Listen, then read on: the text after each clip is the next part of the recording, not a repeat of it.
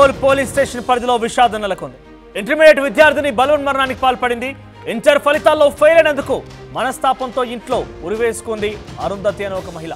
నారాయణలో BiPC first year చదువుతోన్న సదరు విద్యార్థిని ఇవాళ ఉదయమే తెలంగాణ ఇంటర్ ఫలితాలు విడుదలయ్యాయి. అయితే ఇంటర్ ఫలితాల్లో తాను కొంత వెనకంజలో ఉందని చెప్పి కొంత మానసిక ఆందోళనతో తను బలవన్మరణానికి పాల్పడి తెలుస్తోంది. దీనికి సంబంధించి మరిన్ని అప్డేట్స్ మా ప్రతినిధి పెట్రిషా అందిస్తారు. పెట్రిషా, ఏం జరిగింది? ఇంటర్మీడియట్ విద్యార్థులు రిజల్ట్స్ విడుదలవడంతో ఒక్కసారిగా అందరూ కూడా తమ రిజల్ట్స్ చూసి కొంత డెఫినెట్గా ఇటువంటి వార్తలు మనం వింటూ ఉంటాము. కానీ ఇక్కడ విద్యార్థి విషయంలో ఏం జరిగింది? అటువంటి ప్రమాదం జరుగుతున్న నేపథ్యంలో తల్లిదండ్రులు ఏం చేస్తున్నారు? తల్లిదండ్రులు ఏం చెప్తున్నారు ఇప్పుడు?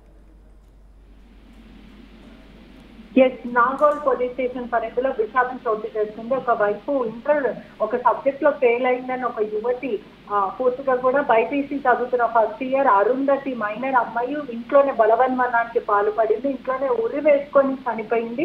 ఒకటే సబ్జెక్ట్ కి ఫెయిల్ అయిందంటూ తీవ్ర మనస్తాపంకి గురయ్యి ఇంట్లోనే ఆత్మహత్య చేసుకొని చనిపోయింది. ఈ సమయంలో కుటుంబ సభ్యులు ఎవరు ఇంట్లో లేకపోవడము, ప్రధానంగా నారాయణ కాలేజ్ లో తను చదువుతుందని కూడా కొత్తపేటలో ఉన్న నారాయణ కాలేజ్ లో చదువుతుంది.